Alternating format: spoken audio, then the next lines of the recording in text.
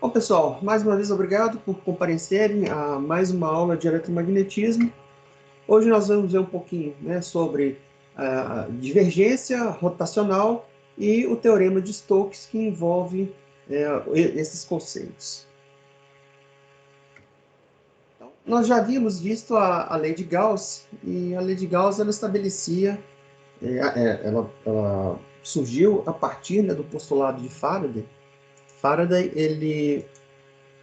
ele fez um experimento onde ele tinha uma esfera mais interna e uma esfera externa, e aí ele carregou essa esfera interna com uma certa carga, e ele percebeu que essa carga ela foi transferida para a esfera externa.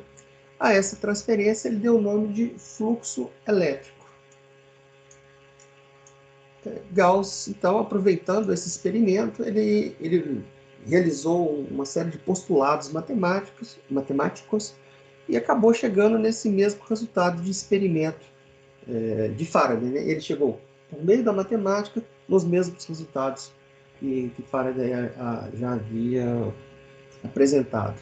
E aí ele disse o seguinte, olha, se você tiver lá uma carga e se você tiver uma superfície fechada qualquer, independentemente do formato dessa superfície, se você pegar então a densidade volumétrica superficial de carga, perdão, e multiplicar isso pelo vetor de densidade de área, né, de superfície, você então vai obter exatamente o valor dessa carga como Faraday havia postulado. Então, o que a gente tem por meio da lei de Gauss é que fluxo elétrico ele é dado então por uma integral de superfície, e aí essa superfície, embora ela possa ter qualquer formato, desde que ela seja uma superfície fechada,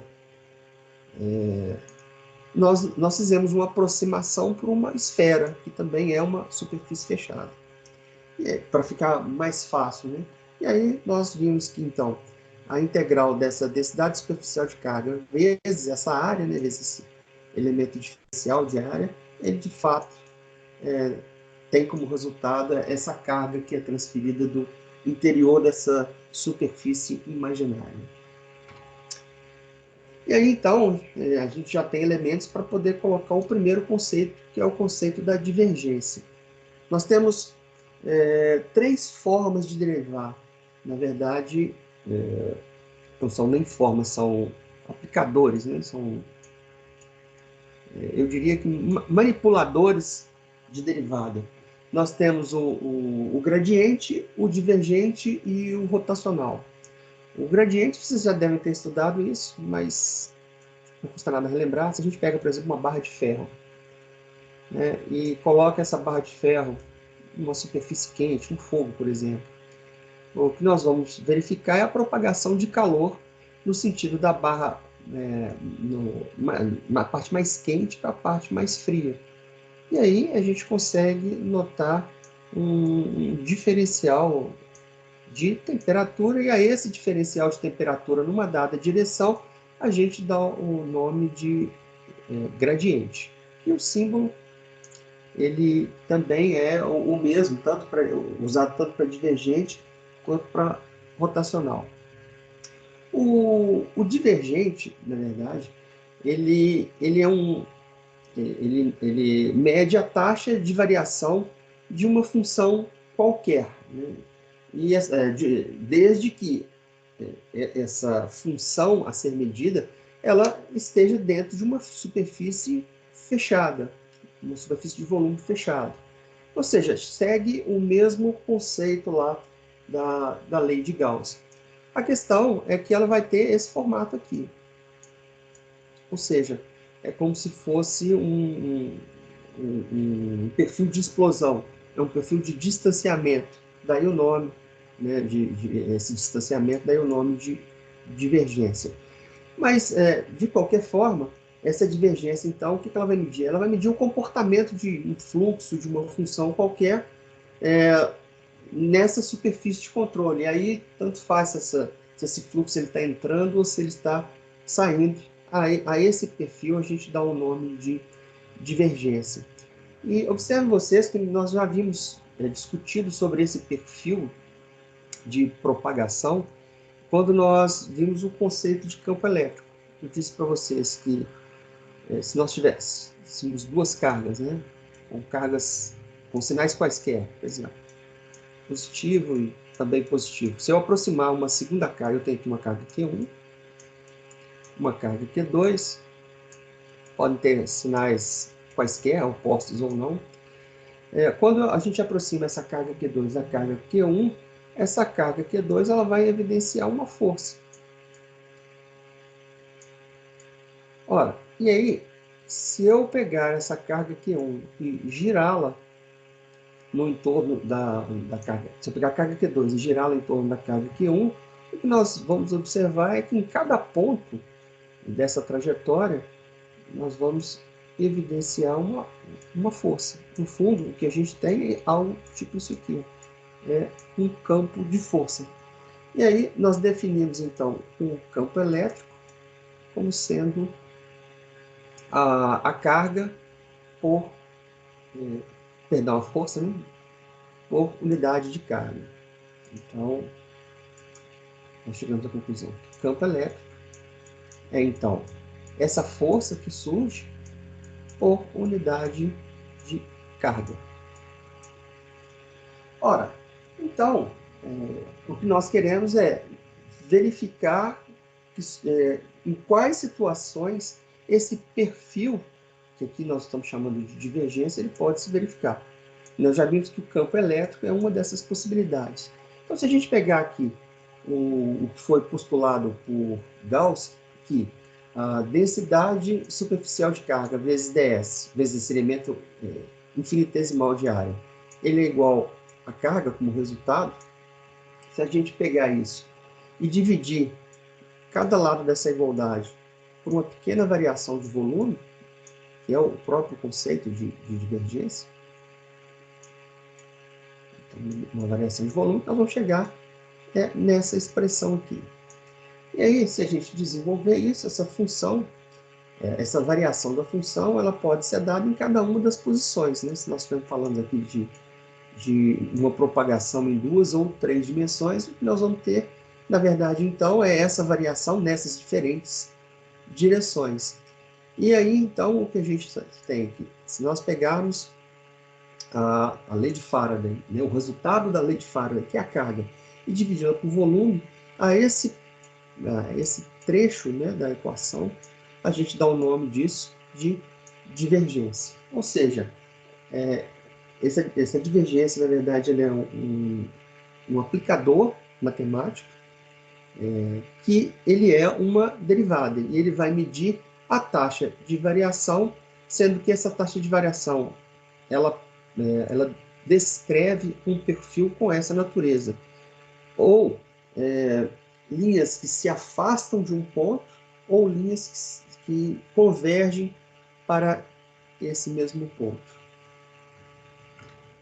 Bom, então, dito isso, uma pergunta que qual que seria então a divergência de um fluxo de água que atravessa uma determinada superfície de controle? Ora, e aqui está muito associado ao conceito de descarga de massa ou princípio de conservação de massa, que diz o seguinte: se a gente tem aqui uma superfície de controle, portanto uma área, se a gente verificar a massa que chega e a massa que sai dessa superfície, no caso da água, como esse fluido ele é incompressível, o mesmo fluxo que chega é igual ao fluxo que sai. Como eles têm sinais opostos, eles vão se cancelar. Em outras palavras, nessa superfície de controle, a água, por ser um fluido, ela é incompressível. Portanto, a mesma quantidade de massa que chega é igual à mesma quantidade de massa que sai. E, em outras palavras, você não tem perda mássica de água, exatamente porque, se você analisar isso sob o ponto de vista de uma superfície de observação, uma área de observação, você observa que o que entra sai exatamente por essa característica de incompressibilidade da água. A menos Claro que você tem algum problema, por exemplo, uma tubulação, que aí é diferente, né? Se você pegar aqui uma tubulação com vazamento, a quantidade de água que chega é diferente da quantidade de água que sai. Mas em condições normais, se a gente aplicar aí o princípio da descarga de massa ou o princípio da conservação de massa, o que nós vamos ter é que esse fluxo, na verdade, ele se apresenta de forma contínua. E aí, veja bem, nós estamos falando de um operador chamado divergência, que é um operador de derivada. E aí, se esse fluxo ele é contínuo, ou seja, a derivada de uma constante ela vai dar zero. Por isso, então, que nós temos que, em uma superfície de controle, essa divergência da descarga de massa ela é obrigatoriamente zero. Parece que chegou alguém aqui, deixa eu ver se está precisando ser admitido no grupo. Todos já foram. Bom, então vamos pegar um exemplo aqui para vocês entenderem como é que se dá o cálculo do divergente. Na verdade é um cálculo bastante simples. Então nós temos aqui um vetor. Esse vetor é um campo elétrico e a gente tem uma distribuição espacial que é dessa forma aqui. E aí deseja-se saber, nesse ponto, qual que é o divergente desse campo, qual que é o comportamento dele, né, nesse ponto. E aí, o que a gente vai fazer é aplicar o operador derivada a esse campo elétrico. Ou seja, para fazer isso, deixa eu apagar aqui, fazer isso aqui. Simples. Olha só, nós vamos pegar, por conceito de divergente, a variação desse campo elétrico nas três dimensões. Então, por exemplo, vamos pegar aqui a variação dessa parcela, né, a parcela referente a x, variando em relação a x. Desse campo, a parcela y, como é que ela se comporta quando a gente faz a variação em y. E a parcela em z, variando em z. Ou seja, aplicar uma derivada de forma simples nessas componentes de campo elétrico. Então, a gente tem aqui derivada dessa parcela em relação a x, nós vamos ter que é 2 que multiplica 4. Portanto, vai ser 8xy. O x a gente diminui 1 do índice, ele fica aqui com índice igual a 1. Ou seja, derivada de uma potência. Se a gente pegar essa parcela aqui e derivá-la em relação a y, a derivada de y vai dar 1.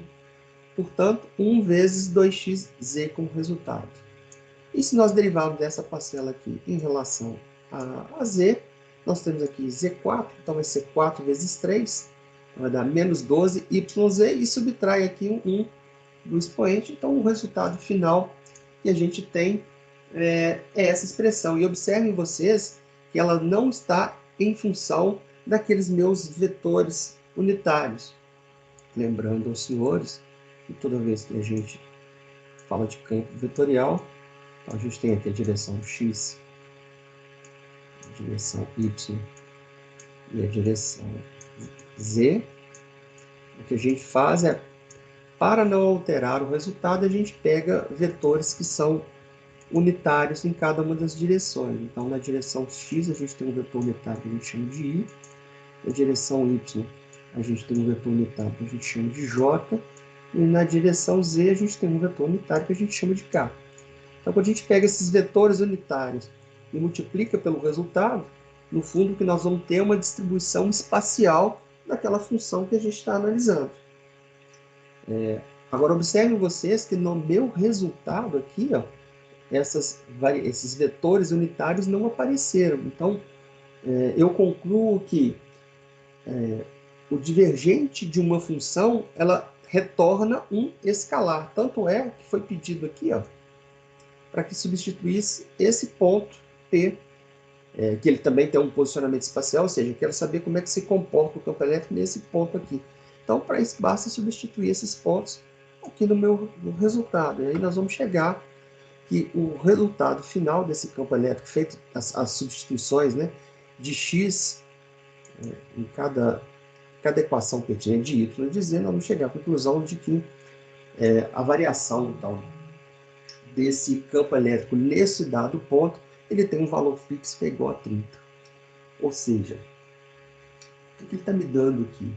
Ele está me dando, na verdade, a intensidade desse campo em um determinado ponto.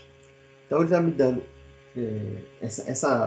esse valor. Então primeira coisa, o operador divergência, ele é a multiplicação de vetores cujo resultado é um escalar.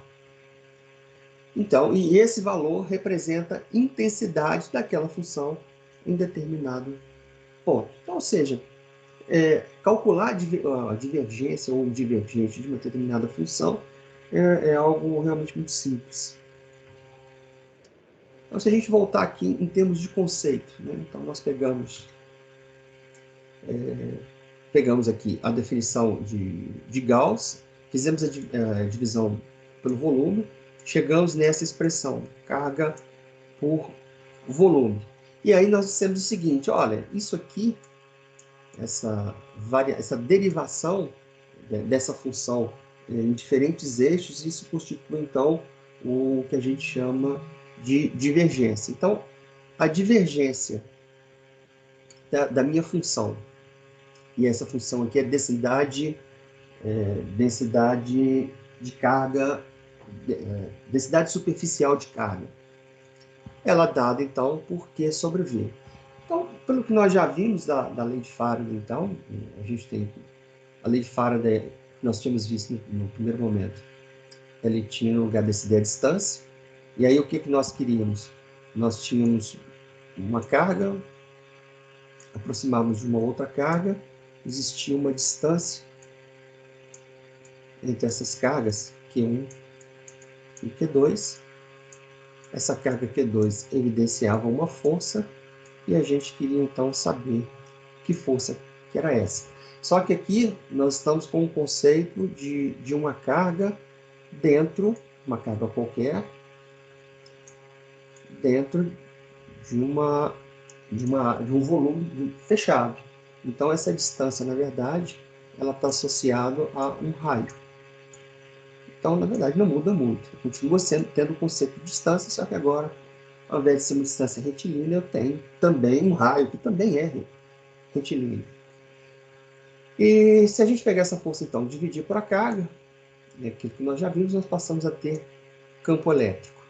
E aí a gente sabe o valor dessa constante aqui, ela é dada por 1 sobre 4π epsilon zero, onde epsilon zero é a permissividade do vácuo. Quando eu substituo isso aqui na minha equação de campo elétrico, eu chego nessa expressão aonde 4π R2 é exatamente a área de uma esfera.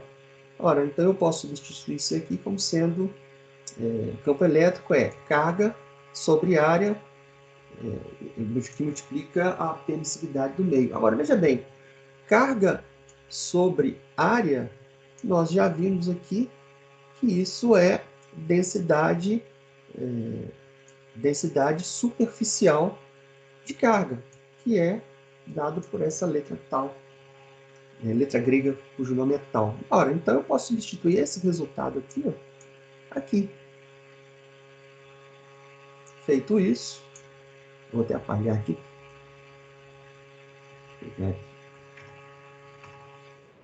Apagar isso.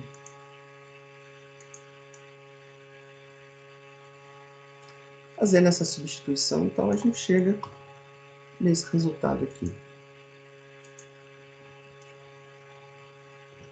A gente chega nesse resultado aqui, perdão. Olha só, eu substituí campo elétrico. Na verdade, aqui é uma jogada matemática, né? Campo elétrico. Densidade superficial de carga vai ser campo elétrico vezes epsilon zero. Então, se eu substituir isso aqui, eu tenho, então,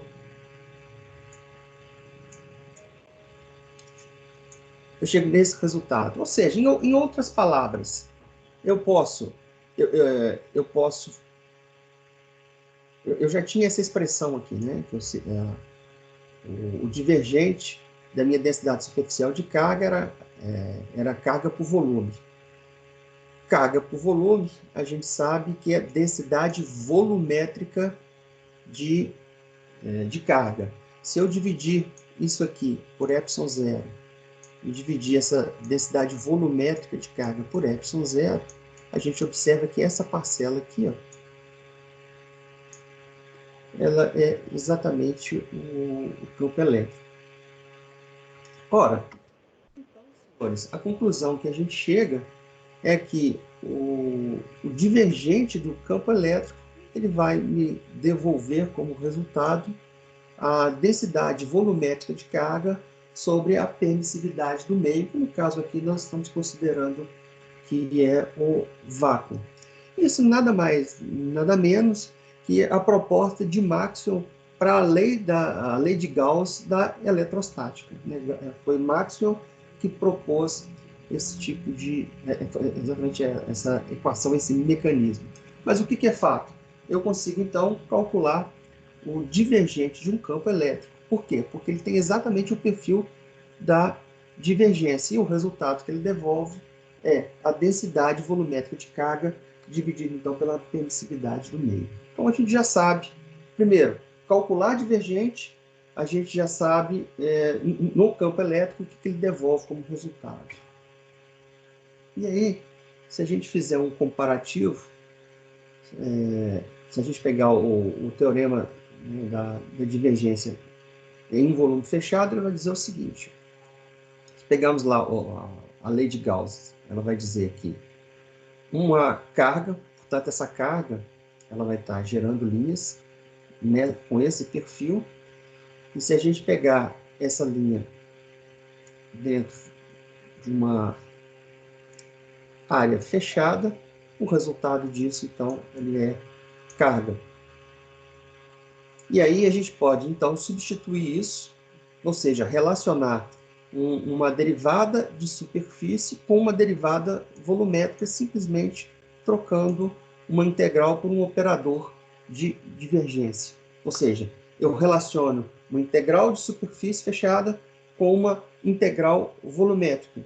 Eu pego uma função e substituo isso, então, por um divergente, e eu vou ter os mesmos resultados.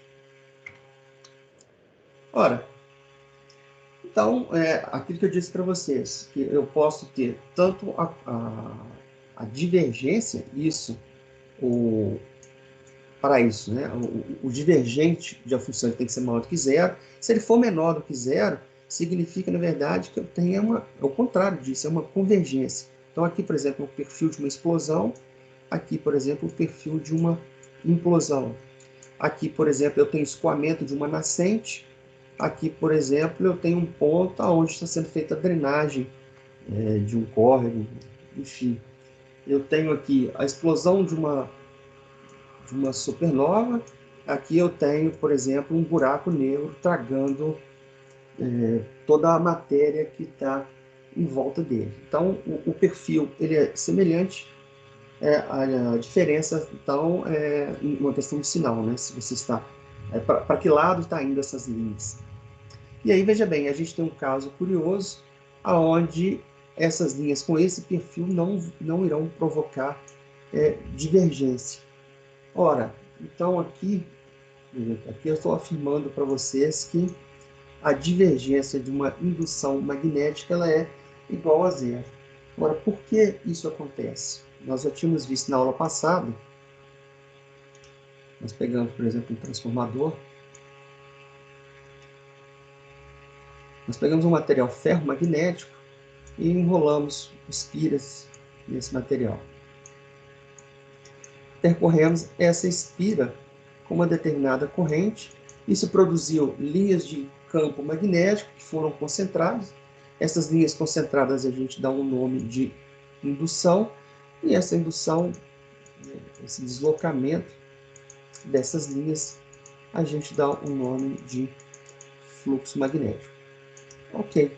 Agora, observem vocês que tanto a indução quanto a intensidade, a indução magnética, a intensidade magnética ou fluxo magnético, ele tem uma característica de percorrer um caminho fechado. Ora, que é contrário da divergência.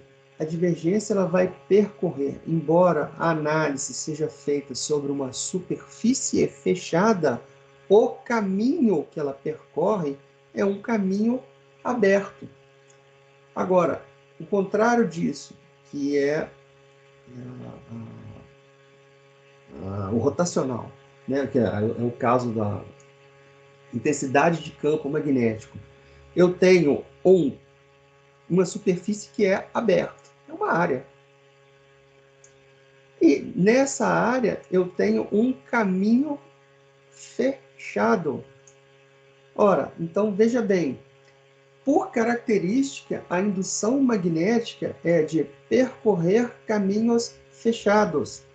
A divergência, por característica, é percorrer caminhos abertos.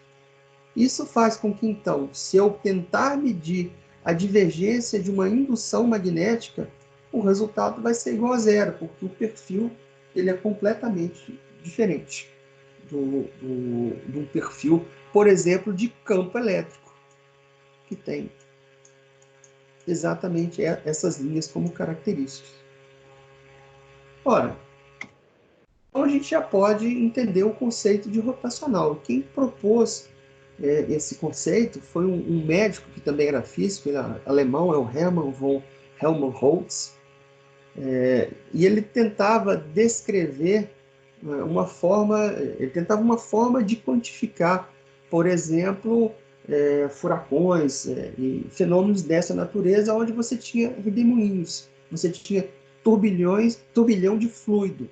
Então ele propôs esse conceito chamado de rotacional, que, como a gente pode ver aqui na imagem, é uma função ou é um fenômeno cuja característica é provocar giros.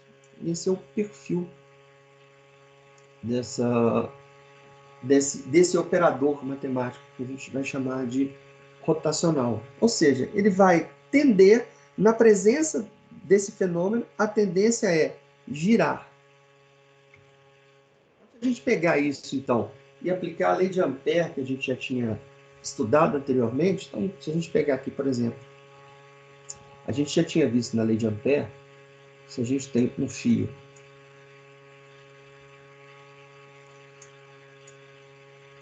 se esse fio for percorrido por uma corrente. Então, eu vou percorrer esse fio por uma corrente. A gente já tinha visto que essa corrente irá produzir um campo magnético em um determinado ponto aqui. Se eu pegar esse campo elétrico produzido nesse ponto e somar ou multiplicá-lo pelo incremento dl desse fio, dessa parte infinitesimal desse fio, e se eu somar esses diferentes incrementos, aqui, por exemplo, eu vou ter um perfil dessa natureza, um dl aqui para um determinado h e assim sucessivamente, ou seja, se eu somar todas as componentes nessa linha, né, aqui nessa linha de HDL, o que eu vou ter é exatamente o valor da corrente que circula por esse fio. Então, eu quero exatamente aproveitar esse conceito da lei de Ampère e tentar aplicar o rotacional para ver o que ele me devolve como resultado. Então, suponha que eu tenho uma espira quadrada e eu estou expondo essa espira a uma intensidade de campo magnético. Ora, essa espira ela é um caminho fechado. Então, logo, eu vou ter uma corrente induzida segundo a lei de Ampère que irá circular por essa espira. Então, eu quero, por exemplo, saber que campo é esse nesse trecho aqui, ó, de 1 até 2. Então, eu estou pegando meu campo magnético, e aqui eu estou fazendo uma análise em Y, e eu quero o comprimento que vai do trecho 1 ao trecho 2. Eu posso dizer para vocês que esse campo, essa corrente circulando aqui, vai induzir, por exemplo, no centro dessa espira. Eu não necessariamente preciso escolher o centro, mas nesse caso foi por conveniência. Se eu escolher o centro dessa espira, eu quero saber, na hora que a corrente estiver circulando aqui, qual que é a componente que ela irá induzir nesse ponto que eu estou chamando aqui de ponto zero. Ora, isso vai ser o próprio incremento do campo, né? Quando a corrente passa aqui, vai gerar um campo aqui, nessa posição, a componente Y na posição zero, que eu desejo saber, e observem vocês que aqui, ó, eu terei uma variação aqui em x. Eu tenho um pequeno dx aqui. Isso, então, essa variação de x, da posição em x, vai fazer com que eu tenha uma indução dessa componente em função da variação de x. Mas observe vocês que, como eu estou no centro dessa espira, eu estou dividindo aqui x em duas metades iguais. Eu tenho aqui x sobre 2 e x sobre 2. Então, essa componente que irá ser induzida aqui em função da variação que eu tenho de x até o ponto desejado, ela pode ser representada por essa expressão aqui. Se eu analisar agora um outro trecho, eu quero nesse mesmo ponto, mas agora eu vou analisar o trecho 2,3. Eu quero saber qual que é o campo, qual que é a parcela, quando a corrente estiver circulando aqui, qual que é a parcela de campo magnético que ele vai gerar aqui no centro dessa espira quadrada. Então eu tenho, mais uma vez, que é um HDL, que esse meu DL ele vai de 2 até 3, que é o comprimento dessa espira desse lado. Ora, eu posso dizer para vocês que isso tem a ver com o próprio campo, que agora ele está na direção menos x, né? Que eu estou pegando essa espira está para o lado de cá, então aqui eu tenho menos x. Então, por isso que eu começo com esse sinal negativo aqui. Eu posso dizer para vocês que o campo aqui, na origem, ó, ele tem a ver com essa parcela, referente a x, mais uma variação aqui, ó, de distância. E essa variação, ela está exatamente em função do meu y. Aqui, ó, eu tenho uma variação em y, daqui até aqui. Eu tenho um delta y. E esse ΔY, se a gente pegar aqui agora, é exatamente o valor da metade desse comprimento. Então, eu posso escrever essa parcela desse campo magnético dessa forma aqui. Se eu repetir isso para esse trecho e para esse trecho, e somar esses 4 trechos, o que eu vou ter é isso aqui como resultado. Não ficar cansativo, eu só coloquei dois trechos deles. Ou seja, eu tenho parcelas aqui que vão se... aqui a corrente está nesse sentido, aqui a corrente está no sentido contrário, eu tenho parcelas aqui que vão se anular, tanto nesse trecho quanto nesse trecho aqui. Agora, quando todas elas se anularem, o que vai sobrar é isso aqui. Então, eu posso dizer para vocês que a integral de um caminho fechado de HDL pode ser dado por isso aqui. Ora, se a gente, então, pegar a lei de Ampère, que nós já vimos, que é a integral de um caminho fechado, e aqui eu estou pegando uma circunferência como exemplo, de HDL, vai me devolver corrente como resultado. Ora, então, isso aqui, ó, a tendência disso aqui, como também é uma integral de linha de HDL, o resultado obrigatoriamente deve ser uma corrente. Ora, mas aqui eu tenho um outro detalhe. Se a gente pegar uma corrente que circula na superfície de um material condutor, se a gente pegar, por exemplo, se a gente conseguisse ampliar a superfície do cobre, por exemplo, e enxergar o elétron se deslocando dentro dessa estrutura. Então, primeiramente, a gente teria lá a estrutura atômica, e aí a gente precisaria fazer ligações com átomos de cobre, né? Ele vai se ligando através da camada de valência. Eu tenho um átomo de cobre, ele tem lá uma quantidade de elétrons na última camada, e esse cobre ele ainda possui lacunas, né? Ou seja, ainda tem na última camada a possibilidade de se colocar mais elétrons ali, E aí eu aproveito essa possibilidade para dividir esse elétron com outros átomos, também de cobre. Isso faz com que esse elétron aqui ele seja atraído tanto por esse núcleo, quanto por esse núcleo. Então, dessa forma, a gente consegue juntar ou unir elementos químicos, formando uma estrutura que, a princípio, é microscópica, mas a partir do momento que você coloca isso em cadeia, essa estrutura cresce e você passa a enxergá-la. E aí pode ser que essa estrutura tenha excesso de elétron nessa camada de valência ou falta de elétrons nessa última camada. Ainda que você interligue, ainda ficam muitas lacunas. E essas lacunas vão determinar se esse material é um bom condutor ou um péssimo condutor. Então, por exemplo, se eu tiver um material com excesso de elétrons na última camada, ele é um material que ele vai doar elétrons. Então, ele é um material tipo N. Se eu tiver um material que tem falta de elétrons na última camada, esse material é um material tipo P. Excesso de elétrons, elétron tem carga negativa. Então, se tem excesso de carga negativa, você diz que esse material ele é negativo. Se aqui você tem ausência de elétrons, ou seja, você tem lacunas, então você tem uma menor quantidade de carga elétrica negativa. Então, você diz que, como ela é menor em relação a isso, você diz que esse material é positivo. Evidentemente, se você juntar esses dois materiais, o que a gente está fazendo aqui, na verdade, é um diodo. Está juntando dois materiais com portadores diferentes, um com característica doadora e outro com característica receptora. Então, quando você faz isso, o que a gente tem, na verdade, é um diodo. Mas isso não vem ao caso aqui agora. O que eu digo para vocês é que o material tipo P, ele tem lá lacunas nessa camada de valência e é nessas lacunas que o elétron irá se deslocar. Então, se a gente pegar aqui uma estrutura, imagine o elétron como sendo uma sala de aula. Então, a gente tem lá carteiras. Essas carteiras podem estar ocupadas, então eu tenho um átomo que já interligou todos os elétrons da última camada, portanto não tem mais buraco. Então esse elétron ele não consegue receber mais nenhum outro elétron.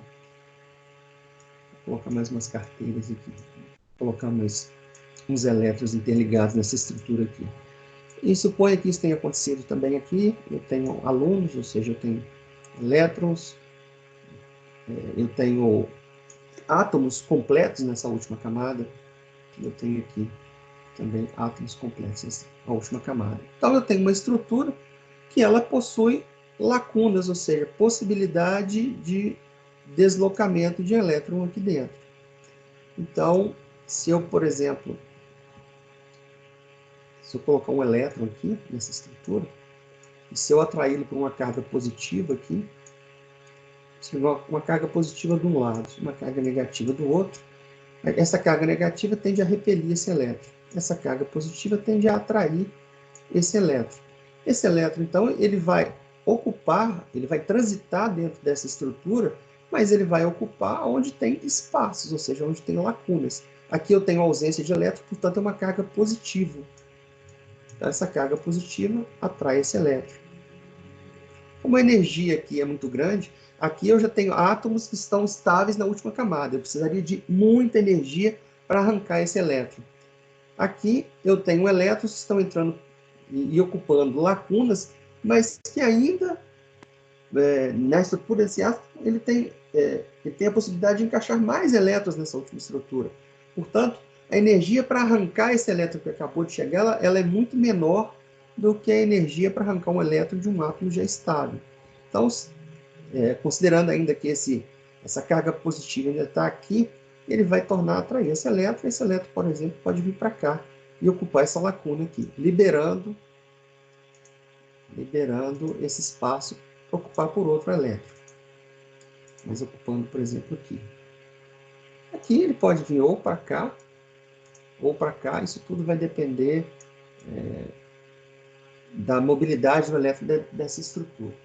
Mas, resumindo, cada um desses elétrons deslocando por diferentes partes dentro dessa estrutura, ele pode ir passar por um monte de lugar. Cada um desses elétrons vão constituir ali o que a gente chama de uma microcorrente. Corrente não é deslocamento de elétron? Ora, se eu pegar, na sua essência, se eu pegar um elétron, esse elétron deslocando dentro dessa estrutura, o que eu posso ter, então, é diferentes correntes que atravessam uma determinada área ou uma determinada superfície do material. A esses conjuntos, essas correntes que atravessam uma determinada superfície, a gente dá o nome de densidade de corrente. Então, eu vou ter diferentes densidades de correntes. E na hora que eu somar todas essas densidades, o que eu vou ter é o deslocamento total de elétrons, ou seja, eu vou ter a corrente que circula por esse material. Em outras palavras, se eu tenho uma integral de superfície da minha densidade de corrente que atravessa um elemento superficial ou um elemento diferencial de área, o que eu vou ter como resultado é a corrente. Ora, observem vocês que isso vai produzir um mesmo resultado que produziu a lei de Ampère. Então, eu tenho caminhos diferentes que produzem o mesmo resultado. Então, isso significa que eu posso, então, substituir isso na minha equação. Nessa equação aqui. A gente tem que essa integral de um caminho fechado, de HDL, isso equivale a um rotacional, e eu tenho aqui x vezes y, isso aqui é um ds. Ora, observem vocês que isso aqui tende a ser, então, a corrente. Essa corrente nada mais é do que a densidade de carga vezes esse elemento infinitesimal de área, esse ds. Ora, então, se eu pegar esse meu resultado aqui e dividir pela área, ou seja, se eu dividir isso aqui pela minha área, pelo meu ds, e se eu dividir isso aqui pelo meu ds, o que eu vou ter? Eu vou ter aqui o conceito de rotacional de H,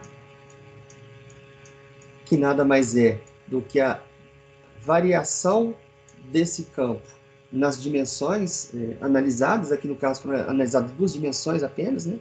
Uma variação em x e uma variação em y, cujo resultado disso nada mais é do que uma densidade de corrente. Ora, então eu tenho aqui, primeiro, como característica, um caminho fechado. Uma circulação em caminho fechado. Ora, isso então é uma das características do rotacional. E esse caminho fechado tende a produzir movimento. Ora, que o próprio conceito de rotacional.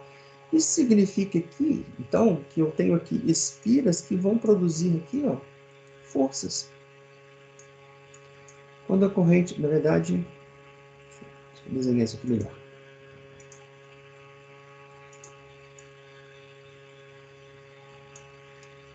Quando a corrente estiver circulando nesse sentido aqui, tem uma cor.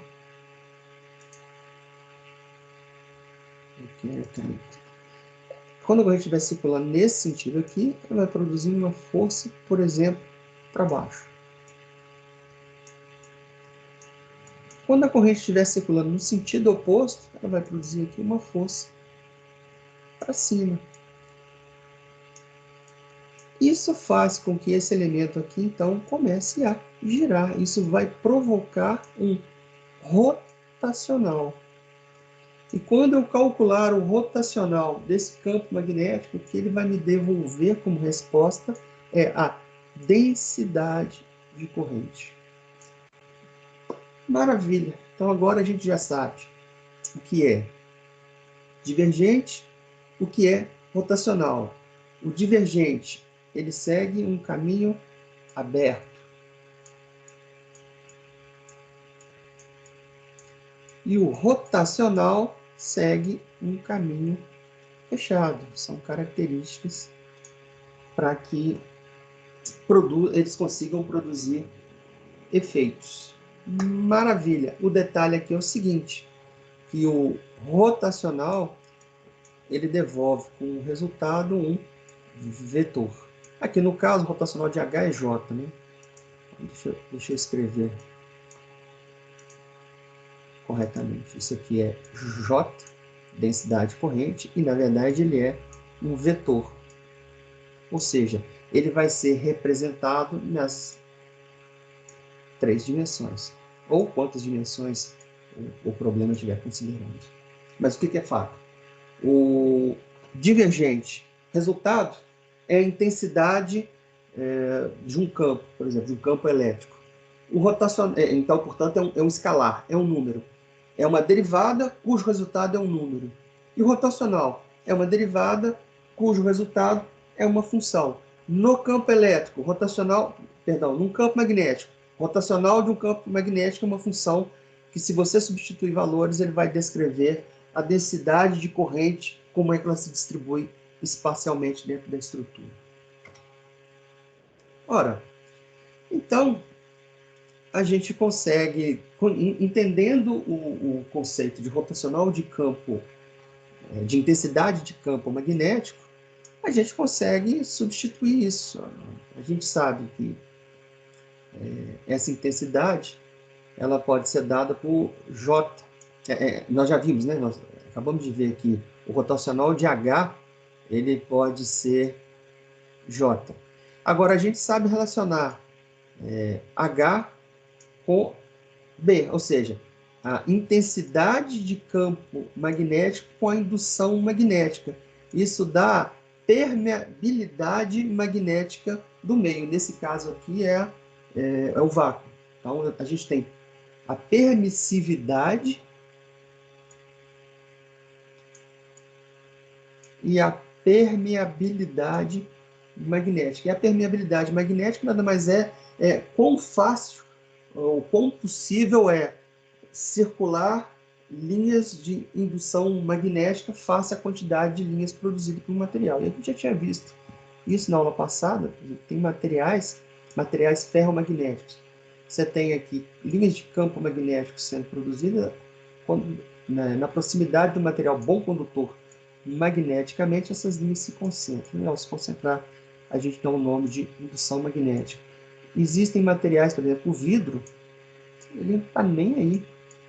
As linhas atravessam esse vidro como se nada tivesse acontecendo, como se esse vidro não existisse. Portanto, ele tem uma péssima permeabilidade magnética. Então, mas a gente sabe como é que essas grandezas se relacionam. Então, eu posso simplesmente substituir H como sendo... eu posso substituir isso aqui na minha equação e trocar a função. Então, eu posso, por exemplo, calcular o rotacional de uma indução magnética, ao invés de calcular a rotacional de H. Ou seja, basta multiplicar aqui. Se eu passar esse H para cá multiplicando, eu vou ter que... A indução magnética, se eu tiver intensidade de campo magnético, se eu multiplicar por zero, eu acabo tendo a indução magnética, e é isso aqui que ele vai produzir como resposta quando eu aplicar um rotacional. Bem, senhores, então, para a gente calcular o rotacional de um campo qualquer, nesse nosso exemplo nós estamos calculando o rotacional da intensidade de campo magnético, basta que a gente aplique aquele conceito lá, e aí nada mais é do que aplicar um operador derivada em cada componente das componentes desse campo. E aí, para fazer isso, nós vamos nos valer de determinante. E conforme eu já disse, o rotacional ele devolve como resultado um vetor. Então, vamos ver como é que a gente faz para calcular isso. Então, suponha que eu tenha essa função aqui de indução magnética que está distribuída espacialmente dessa forma aqui. E eu quero calcular qual que é o rotacional dessa indução magnética. Então, eu vou montar uma matriz e vou resolver isso pelo método que a gente chama de método Laplace. que é o que vocês já viram isso lá em álgebra linear, no início do curso de vocês. Então, para isso, eu preciso montar essa estrutura dessa forma aqui. Eu tenho I, eu coloco na primeira linha as componentes, os vetores unitários, IJK. Na segunda linha, eu coloco o operador derivado. E na terceira linha, eu coloco a distribuição espacial do campo em questão, no caso aqui, a indução magnética. E aí eu vou resolver isso como método de Laplace. O método de Laplace diz o seguinte, olha, vamos reduzir uma matriz 3 por 3 para uma matriz 2 por 2, que é mais fácil. Para isso, o que se faz? Você fixa uma linha, pode ser qualquer uma delas, por conveniência, nós vamos escolher a primeira, e vai eliminando-se coluna, de sorte que o elemento que você elimina, né, comum a linha e a coluna, é ele que vai multiplicar. Então, o método de Laplace, quando eu estiver eliminando essa primeira coluna, esse elemento multiplica aqui. Quando eu estiver eliminando a segunda coluna, a interseção é essa que eu tiver aqui, é o J. Aí, essa parcela já entra negativa. A próxima parcela entra positiva, e a interseção é o K, que é o que vai entrar multiplicando aqui. E aí, o que se faz para montar a matriz? Eu eliminei, nesse caso aqui, vou apagar tudo aqui. Eu eliminei, então, a primeira linha com a primeira coluna. O que sobrou foi isso aqui. Derivada, o operador derivado em Y, o operador derivada em Z, mais essa parcela aqui. Ó. Então, eu transfiro para cá. Agora eu vou eliminar a segunda linha. Perdão, eu vou eliminar a segunda coluna. Então tá aqui, ó. Eliminar essa coluna com essa linha.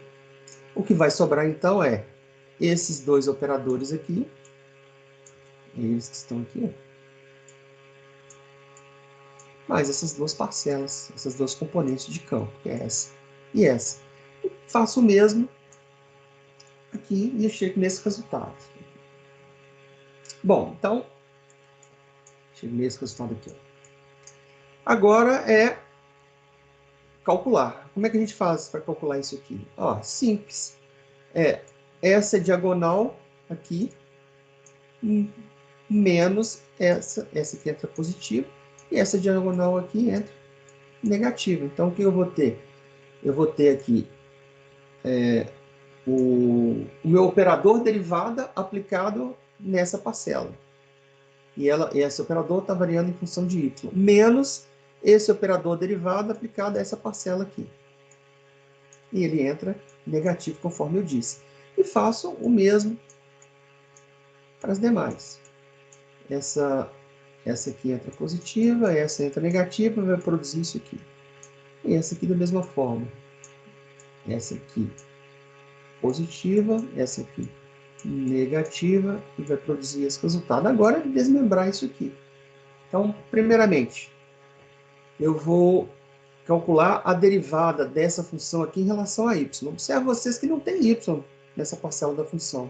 Ora, se não tem y, esse aqui vale zero. E agora eu vou calcular a derivada dessa função aqui em relação a z. Então, vai ficar y ao quadrado. Tudo isso que multiplica i.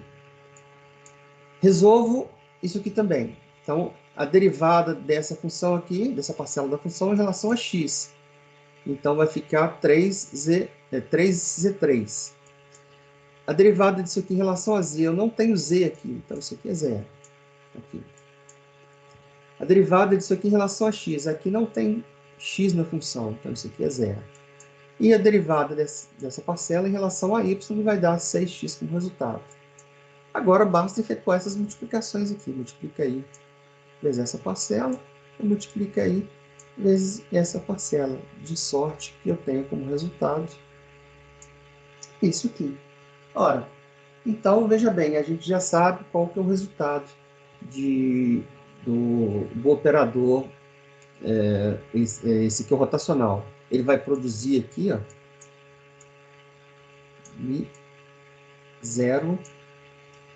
Mi0J. Agora, observem vocês que ainda que eu tenha um ponto, suponha eu quero um ponto P, cujas coordenadas sejam 2, 2 e 0, por exemplo. Ainda que eu substitua isso aqui, observem vocês que eu tenho aqui os meus operadores que distribuem isso espacialmente. Em outras palavras, o rotacional de um vetor, o resultado é um vetor, conforme a gente já havia comentado. Maravilha! Então a gente já sabe o que é um gradiente, o que é um divergente e o que é um rotacional. O que diferencia cada um deles. E sabemos calcular. O gradiente é uma variação, né? É fácil calcular. É final menos inicial. Agora a gente já sabe calcular o divergente e também o rotacional. Bom, agora a gente precisa ver, a gente já sabe calcular, vamos ver, por exemplo, o que é um rotacional de um campo elétrico. Nós já tínhamos visto essa definição lá pela lei de Faraday. E a gente viu que se um fio percorrido por uma corrente aqui, ó, se a gente pegar, dividir esse fio, que tem um determinado comprimento, em elementos infinitesimais de comprimento, que a gente está chamando aqui de dl,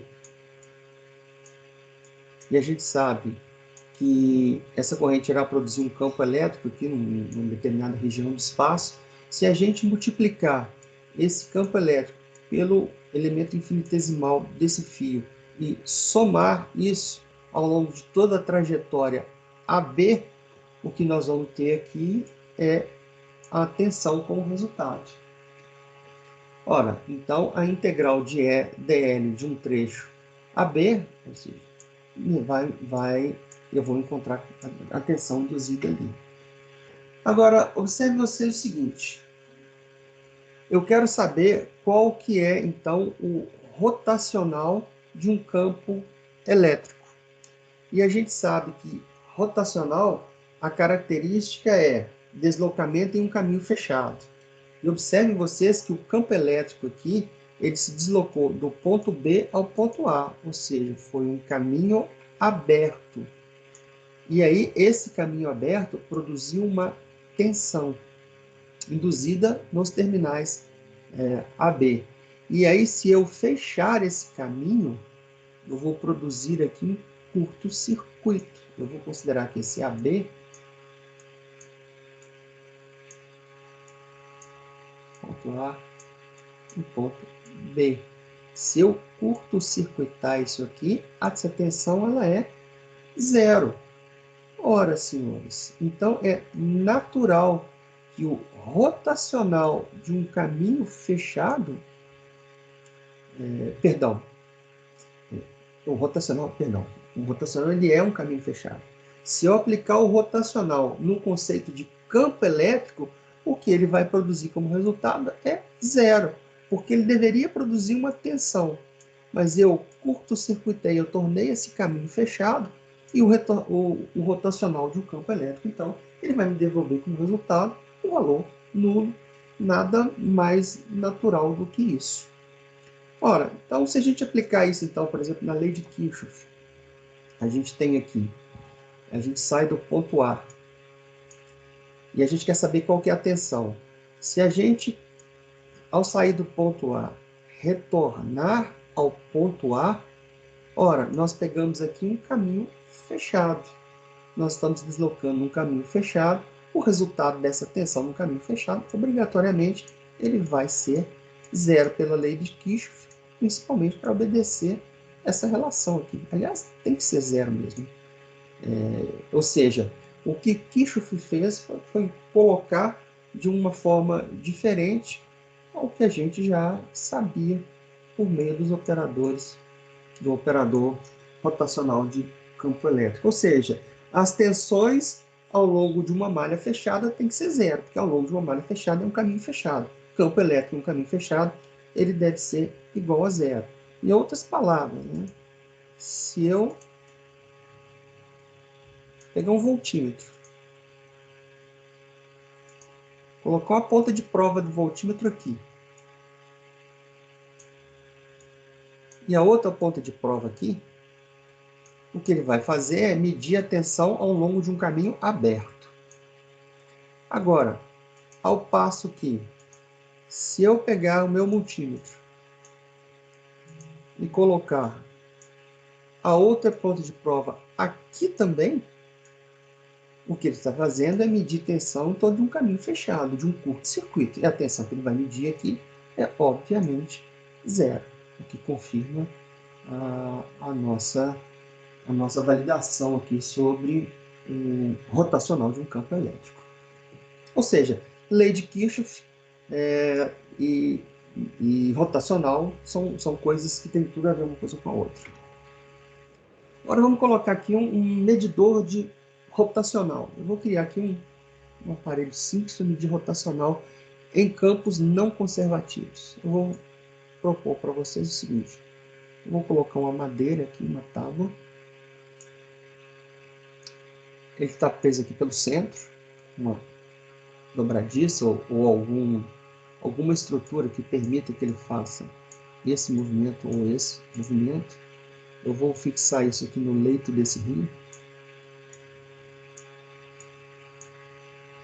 De sorte que eu quero medir o rotacional da velocidade desse rio. Se a velocidade fosse um campo conservativo, o que aconteceria é que o deslocamento da molécula de água aqui teria a mesma intensidade do deslocamento de água aqui. Eu teria forças iguais aplicadas em distâncias iguais. Ou seja, eu não produziria rotacional. Agora, como no leito de um rio, essas velocidades elas vão ser diferentes, exatamente. Deixa eu restaurar aqui o meu medidor de rotacional. Vão ser diferentes que à medida que essa molécula escoa próxima à parede ao leito desse rio, essa molécula ela vai ter atrito cinético. E se ela vai ter atrito cinético, isso faz com que a velocidade diminua. Então, quanto mais próximo ao leito do rio, menor é a velocidade. Quanto mais próximo da superfície, maior é essa velocidade. Como eu vou ter aqui um gradiente de velocidade, significa que eu vou produzir aqui perfis de velocidade diferentes, e isso aqui, obviamente, vai produzir um rotacional nesse meu medidor de rotacional aqui. Isso é só mesmo para a gente fixar conceitos e entender a diferença de rotacional de campos conservativos. Rotacional de campo conservativo é zero. Rotacional de campos que varia no tempo, ou de campos não conservativos. Rotacional de campos não conservativos é diferente de zero. Bom, aí a gente consegue aplicar a teoria de Stokes. E a teoria de Stokes diz o seguinte: se eu pegar aqui um caminho fechado, e a gente sabe que esse caminho fechado, por exemplo, de HDL, a gente já sabe que o resultado disso é corrente. Agora veja bem, o que o Stokes disse? Se eu pegar uma superfície aberta, uma área aberta, e se eu aplicar o rotacional em elementos infinitesimais de área, eu vou ter como resultado a própria corrente de deslocamento. Isso por quê? Olha só. Eu vou ter aqui uma corrente deslocando nesse sentido. Aqui, nesse azul, vai estar deslocando para cima. Aqui nesse vermelho vai estar deslocando para baixo. Então isso faz cancelar essa parcela de azul com vermelho. E isso vai fazer com que todas as interseções elas se cancelem em todas as direções, em cima, embaixo, na direita e na esquerda. Isso ao longo de toda a trajetória. Isso só não vai acontecer nas bordas. Esse valor será diferente de zero. Então significa que se eu pegar o campo magnético, se eu pegar uma integral de um campo fechado de HDL, isso equivale a integral de um rotacional de H numa dada superfície. Ou seja, eu posso fazer a soma disso aqui ou disso aqui, que eu vou chegar no mesmo resultado. Então, o teorema de Stokes, o que ele faz? Ele vai relacionar uma integral de linha num caminho fechado com uma integral de uma superfície aberta para chegar no mesmo resultado. Bem, se a gente comparar o teorema de Stokes com o teorema da divergência, a gente tem que o teorema de Stokes ele vai pegar uma área aberta, mas um caminho fechado. O teorema da divergência vai pegar uma área fechada, mas um caminho aberto. E aí, a gente tem o seguinte, agora, a seguinte proposição. Eu quero saber qual que é a divergência do meu rotacional de uma função qualquer, cujo resultado é um número, por exemplo. Bom, para a gente saber o que se dá como resultado, imagine o seguinte. Primeira coisa, eu vou multiplicar por volume, vou multiplicar por dV. Esse lado da igualdade e esse lado da igualdade. Por quê? Porque a gente já foi por esse caminho e a gente sabe como percorrê-lo. Bom, feito isso, então, agora eu preciso chegar nesse resultado, já que eu derivei, eu vou ter que integrar para cancelar o resultado. Ou seja, até agora eu não fiz nada. Agora eu vou fazer o seguinte, eu vou primeiro, bom, para que eu tenha aqui um divergente, a gente sabe que o caminho ele precisa ele ser aberto, para que a gente tenha a divergência. Perdão, eu quero, no final, eu quero rotacional, então meu caminho precisa ser fechado. Não, eu vou pegar o caminho aberto primeiro. Na verdade, meu resultado final ele vai ter que ser um divergente. O divergente ele é feito sobre um caminho aberto. Então, eu primeiro vou calcular esse caminho aberto no rotacional. Só que, por conceito, a gente sabe que o rotacional ele só se aplica a um caminho fechado. E eu peguei aqui um caminho que é aberto, isso significa que esse resultado aqui, ó, ele vai ter que ser igual a zero. Nada impediria de eu ter pegado o caminho inicial, tá? Eu chegaria num resultado muito semelhante. Mas se eu pegar, então, uma integral de um caminho aberto de um rotacional, isso aqui tem que ser igual a zero. Agora, veja bem, eu vou aplicar a derivada em cima de um resultado que é zero. Esse resultado aqui é zero. Então, agora eu vou aplicar uma derivada em cima de zero, ou seja, o resultado, obviamente, é zero. Em outras palavras, o divergente de um rotacional é zero. Ou o rotacional de um divergente, ele também é zero, porque são pressupostos contrários. E aí, se você aplica os dois numa mesma função, você vai zerar essa função. Bem, senhores, a ideia era a gente discutir esses conceitos, entender um pouco o que é o divergente rotacional e esse teorema de Stokes. Eu vou parar a gravação aqui para que essa aula não fique longa e a gente passa a discutir então esses conceitos, se vocês quiserem.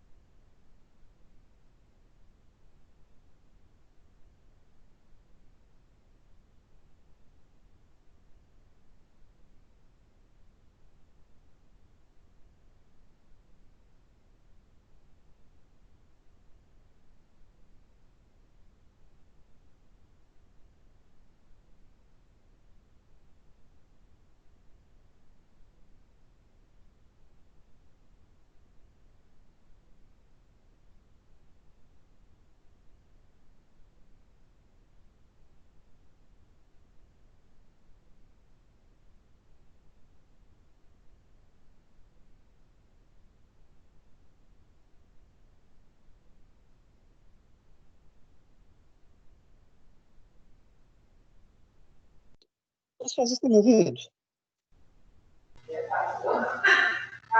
Agora sim. Bom, vocês conseguiram ouvir a aula? A gente conseguiu sim, professor. Maravilha. Eu não sei o que aconteceu, que não deu pau a minha máquina. Enfim, eu estou conversando com vocês do celular. A máquina deu pau aqui. Gente, vocês entenderam? São conceitos muito abstratos, né? Eu sei, mas são conceitos não muito difíceis. E eles possuem muitas aplicações na elétrica, né? Principalmente por causa da característica do campo elétrico, da forma como que ele se distribui espacialmente, e a indução magnética ou a intensidade de campo magnético, o próprio fluxo magnético, né? Que é uma outra característica. O primeiro tem a ver com divergente, o segundo tem a ver com rotacional. Enfim, então, vocês conseguiram entender a diferença disso? Conseguiram entender a aplicação disso? Sim ou não?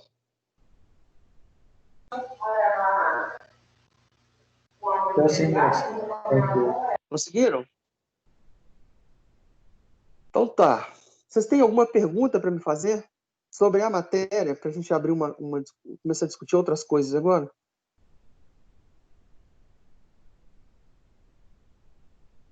Não, ninguém tem perguntas.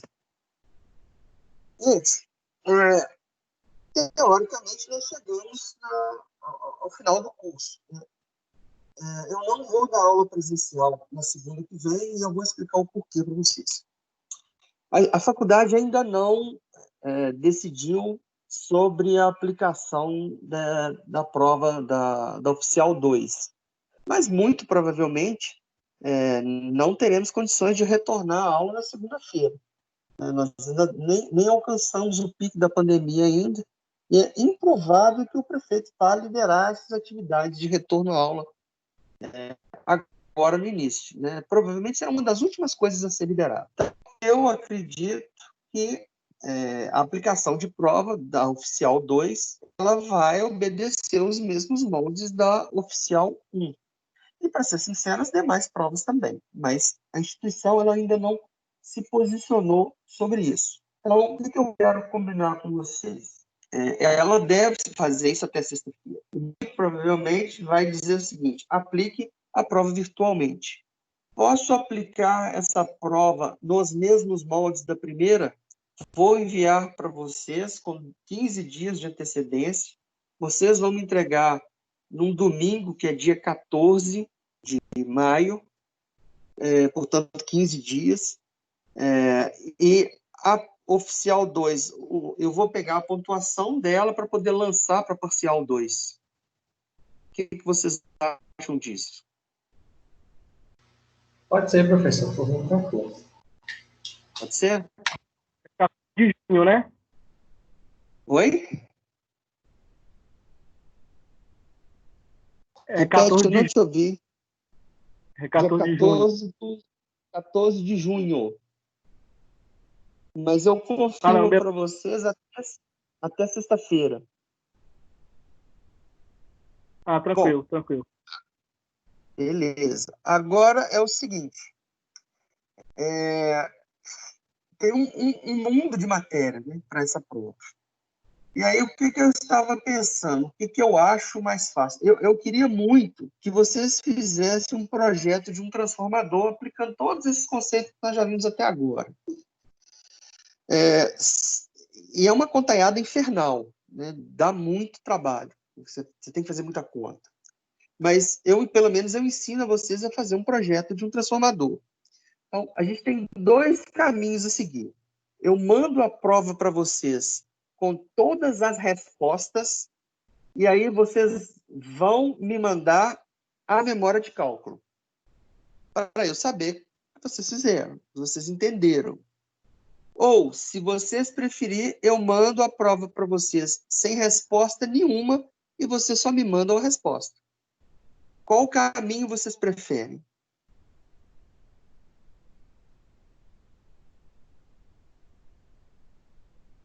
Senhores?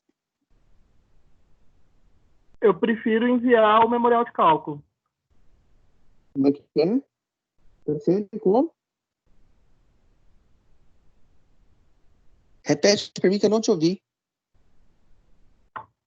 Eu prefiro enviar o memorial de cálculo. O manual de cálculo? Apesar de eu dar um pelo pouco menos. mais trabalho, aí vocês podem fotografar, e vocês fazem do jeito que vocês quiserem para facilitar a vida de vocês, para não ter que dar muita digitação. Mas qual que é a vantagem de eu mandar as respostas? Você sabe se você acertou ou não. Então, essa é uma vantagem. Escrever pra caramba.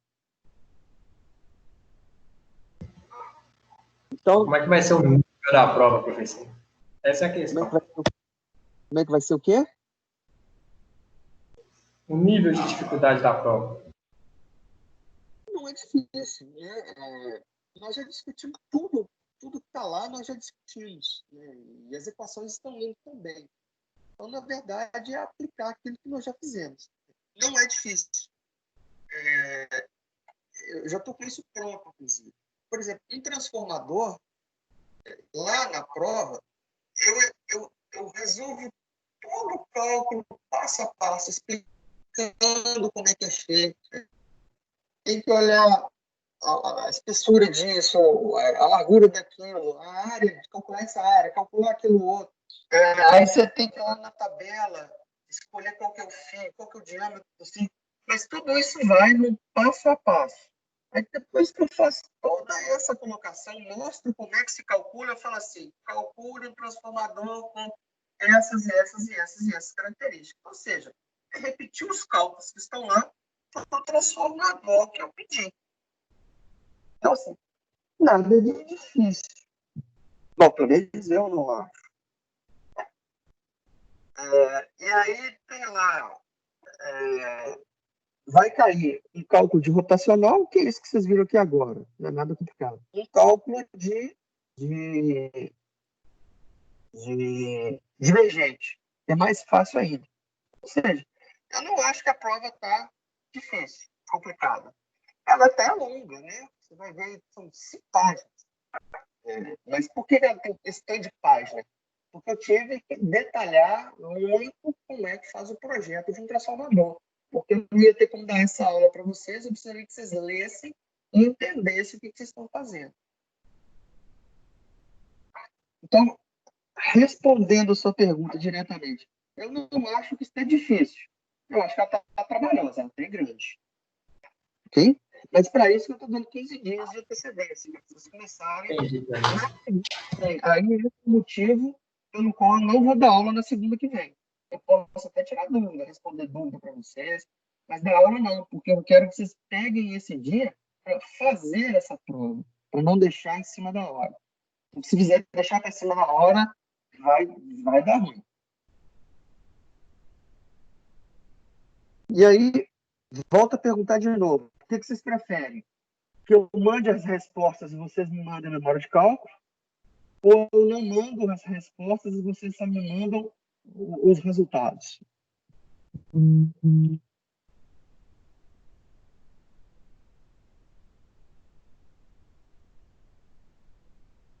Primeira opção, vocês me mandam memória de cálculo? Pode ser memória de cálculo, então. Memória de cálculo também? Diógenes também, memória de cálculo? Pode ser, professor, pode ser. Então tá. Eu já estou com essa pronta. Eu só vou esperar até sexta-feira para aguardar o posicionamento da instituição, ok? E aí eu mantenho vocês informados. Tranquilos? Tranquilo. Valeu. Beleza, então, meus queridos. Se ninguém tiver mais nenhuma pergunta, eu vou encerrar essa aula por hoje. Passar no vídeo também? Sem dúvida, professor. Tranquilo. Maravilha, então, meus queridos. Então, um grande abraço para vocês e boa semana para todos. Valeu, boa semana para vocês também. Valeu. Tchau, tchau.